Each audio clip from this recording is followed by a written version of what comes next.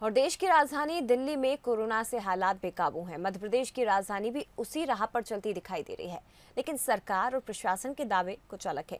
भोपाल में अस्पताल में बेड नहीं है तो कहीं ऑक्सीजन की कमी है। रेमडेसिविर इंजेक्शन के लिए भी लोग दर दर भटक रहे हैं। देखिए बंसल न्यूज की खास रिपोर्ट।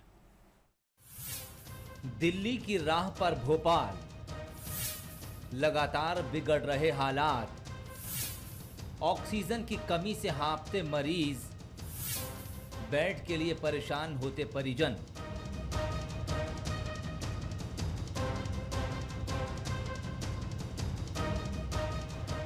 जी हां, प्रदेश में कुछ ऐसे ही हालात इन दिनों देखने को मिल रहे हैं। कोरोना से जूझ रहे प्रदेश को बचाने के सरकार के कई दावे हैं, लेकिन जमीनी हकीकत कुछ उलट है। प्रदेश के बड़े अस्पताल में से एक एम्स में क्या हालात हैं, देखिए। इस वक्त हम राजधानी भोपाल के सबसे बड़े अस्पताल एम्स में मौजूद हैं और आप यहां देख सकते हैं कि मरीज बड़ी संख्या में पहुंचे हुए हैं और यहां पर नोटिस वगैरह भी चिपके हुए हैं और बेड नहीं है इसका भी नोटिस लगाया गया। हमको कुछ दूरी रखने की सलाह दी गई है, इसी कारण हम यहां पर दूरी बनाकर ही शॉट्स और कवरेज कर पा रहे हैं। लेकिन आप जिस तरीके से हालात देख रहे हैं यहाँ पर बड़ी संख्या में पेशेंट हैं और कुछ अंदर हैं और कुछ इंतज़ार कर रहे हैं कि उन्हें बेड मिले। कुछ तो यहाँ पर पार्क है और जो बिल्डिंग की थोड़ी बहुत छाएँ आ रही है उसमें चिपक कर सो रहे हैं, अपने परिजनों का इंतजार कर रहे हैं वो ठीक हों। सर, आप से जानना चाहूँगा, आप इंदौर से आए हैं, आखिर क्या कारण रहा आपको आपके बेटे के इलाज के लिए भोपाल आना पड़ा? वहाँ मतलब कोई व्यवस्था नहीं हुई, 4 दिन से भटक रहते हैं। जहाँ दाव वहाँ पूरे सब हॉस्पिटल भरे हुए हैं, कोई सुनवाई नहीं हो रही है। क्या मतलब न सरकार की तरफ से कोई व्यवस्था हो रही है कि मतलब अपन गरीब आदमी है, कहाँ से लाओ इतना पैसा। आपने वहाँ की सरकारी अस्पतालों में कोशिश नहीं की? यदि आप पैसे नहीं, निजी नहीं तो सरकारी में तो आपको मिल सकते थे बेड वगैरह। सब कोशिश करी, बाकी कोई सुनने को राजी नहीं। बोला मतलब कर्मचारी बोलते हैं कि बोला है ही नहीं और वास्तव में जगह ही नहीं है, तो अपन फिर किसको बोले।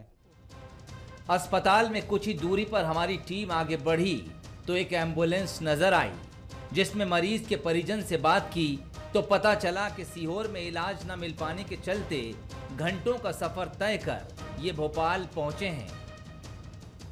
एक अस्पताल से दूसरी अस्पताल एम्बुलेंसों को भेजा जा रहा है क्योंकि बेड उपलब्ध नहीं है। एक और जो है एम्बुलेंस एम्स पहुंची है और आप देख सकते हैं कि अपने परिजन के लिए किस तरीके से परेशान हो रहे हैं। और रिसेप्शन के गेट है जो उससे के सामने ही गाड़ी खड़ी हुई है, इंतज़ार कर रहे हैं कि बेड जो है अवेलेबल कराया जाए। आप देख सकते हैं ऑक्सीजन भी यहाँ पर सिलेंडर लेकर आए हैं। बताया जा रहा है सीहोर से ये अपने माताजी को लेकर आए हैं। कोशिश यही है कि बेहतर से बेहतर इलाज मिल सके। इनसे ही जानते हैं कि कितना क्या खर्च हुआ है और क्या, कहाँ से आए हैं और कितना टाइम लगा आप लोग? तो सीहोर से आए, लगभग 1.5 घंटा लगा है हमें यहाँ से आने। जगह जगह ब्लॉकेज है तो फिर प्रॉब्लम आ रही है वहाँ से यहाँ आने में। जगह जगह थोड़ा लंबा घूम कर आना पड़ा है, टर्न लेना पड़ा है, बहुत सारी प्रॉब्लम है सर। यहाँ क्यों आए? आखिर वहाँ पर भी तो आपका इलाज हो सकता है। सर वहाँ पर कोई इलाज नहीं हो रहा है, पेशेंट कोई ज़्यादा नहीं है, वहाँ पर डॉक्टर ध्यान नहीं दे रहे हैं, सब लापरवाही कर रहे हैं। सीहोर के इलाज पर आपको वहाँ पर भरोसा नहीं था? यही है? बिल्कुल नहीं है, वहाँ पर और भी मरीज परेशान हो रहे हैं और कई डेथ हो चुकी है, इसलिए कोई भी मतलब अपन विश्वास नहीं कर सकते और वहाँ पर डॉक्टर पे। वहाँ पर दिन भर वो चेयर पे बैठे रहते हैं, उनसे किसी प्रकार की प्रॉब्लम बोलो तो उन्हें कोई मतलब नहीं है, नर्स को पहुँचाते हैं। अस्पताल से बाहर निकलते समय देखा तो लोग खुले आसमान के नीचे अपने परिजन के ठीक होने का इंतजार कर रहे हैं। कहाँ से आए हैं आप लोग? भोपाल से ही, करौत से। करौत से हैं और यहाँ पर आप खुले आसमान में अपने परिवार? सर यहाँ पे क्या है, इतनी जगह भी नहीं है यहाँ पे बैठने की, क्योंकि यहाँ पे जनसंख्या ज़्यादा है उस हिसाब से, तो अब यहाँ पे बैठना पड़ रहा है मजबूरन बैठना पड़ रहा है। कौन भर्ती हैं आपके? मेरे बड़े भाई हैं। बड़े भाई भर्ती हैं? हाँ। कितने दिन हो गए हैं? अभी 3-4 दिन हो गए हैं। 3-4 दिन होते। इसी तरीके से आप खुले में ही अपना? हाँ, अभी दोपहर में अभी बस थोड़ी धूप रहती है, जब शाम को तो फिर ठीक हो जाता है मौसम। अम्मा कब से इंतजार कर रही हैं आप? बेटा हम हो गए हैं कम से 4-5 दिन हो गए हमें। ऐसे खुले आसमान में नीचे बैठे? नहीं, हम कभी छाए में पहुंच जाती हैं, कभी इधर आ जाती हैं। अब खाना खाने के लिए अभी आ गए थे, अब समय निकाल रहा है बेटा, हम क्या करें। ये तो सरकारी अस्पताल के हालात थे। इसके बाद हमारी टीम ने राजधानी के निजी अस्पतालों का रुख किया। वहां किस तरह का नजारा था ये भी देखिए।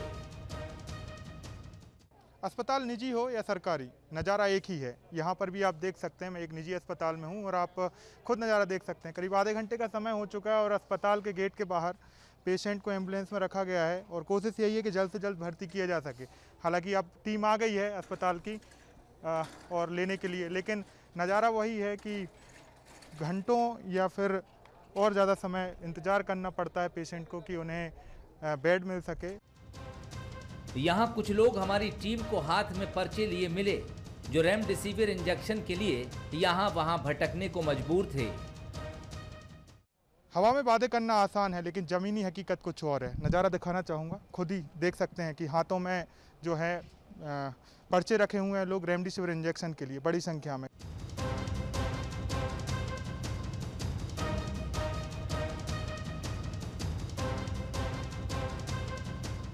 हाँ, रेमडेसिविर का इंजेक्शन लिखा गया, ये इसको लेके गया मैं वहाँ 1250। उन्होंने कहा कि लिस्ट में नाम पूछे तो लिस्ट में नाम नहीं आया है, इसका नहीं मिलेगी इंजेक्शन। ये अभी क्या बोला नहीं है, आप ये लिख के दे रहे हैं कहीं से भी लाओ? हाँ जी, कहीं से भी लाओ, हम इंजेक्शन लगा देंगे। मतलब बचाना है आपको अपने वालों को, तो इंजेक्शन चाहिए। हाँ जी।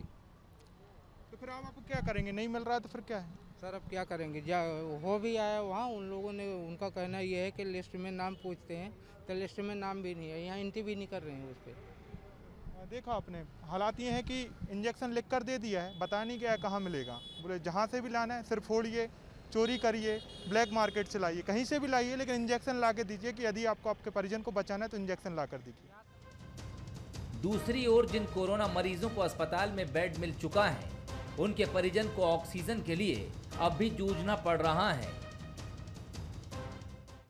मेरे फादर घर में अभी विदाउट ऑक्सीजन है, मैं सिलेंडर रिफिल कराने लाया हूँ। अब इस दौरान अगर कुछ भी अनहोनी होती है तो उसका कौन जिम्मेदार होगा? ये लोग कह रहे हैं सुबह 7 बजे से गाड़ियाँ यहाँ खड़ी है, तो अंदर जा कौन सी गाड़ियाँ रही, मुझे ये समझ में नहीं आ रहा है।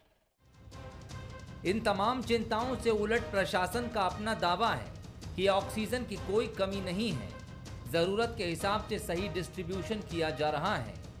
वहीं रेमडेसिविर इंजेक्शन पर मंत्री विश्वास सारंग का साफ कहना है कि इसकी कालाबाजारी करने वालों पर रासुका की कार्रवाई की जा रही है।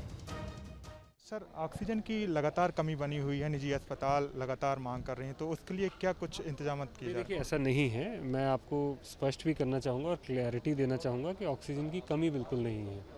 जितनी भी हॉस्पिटल्स की डिमांड है उससे उतनी ही आपूर्ति हम लोग सतत मेंटेन किए हुए हैं। आज की डेट में हम लोग प्रतिदिन भोपाल में, जहाँ पहले केवल 15 से 20 टन ऑक्सीजन आया करती थी, वहाँ आज की डेट में भोपाल में रोज़ 110 मेट्रिक टन ऑक्सीजन आती है और सभी हॉस्पिटल्स में डिस्ट्रीब्यूट होती है। तो ये इस बात का प्रमाण है कि इतनी ज़्यादा डिमांड बढ़ने के बाद भी इतनी ही सप्लाई हम सभी हॉस्पिटल्स को दे रहे हैं। लेकिन ये आवश्यक है कि सभी हॉस्पिटल्स को, हमको सबको मिलकर ये समझना पड़ेगा कि ऑक्सीजन अनलिमिटेड नहीं है, इट्स ए लिमिटेड रिसोर्स, और उसके देखते हुए हम सभी लोगों को अपनी जो रिक्वायरमेंट्स हैं, अपनी जो डिमांड्स हैं, उन्हें जो गवर्नमेंट की गाइडलाइंस हैं उसके अनुरूप ही ऑक्सीजन का व्यय करना पड़ेगा। मध्य प्रदेश कोरोना की जिस लहर से जूझ रहा है उसकी कल्पना न सरकार ने कभी की थी, न लोगों को इसकी उम्मीद थी। देर से ही सही सरकार इसे लेकर एक्शन मोड में आई, लेकिन उसे अपने बड़े बड़े दावों और जमीनी हकीकत का अंतर भी खत्म करना होगा। आकर शर्मा, बंसल न्यूज।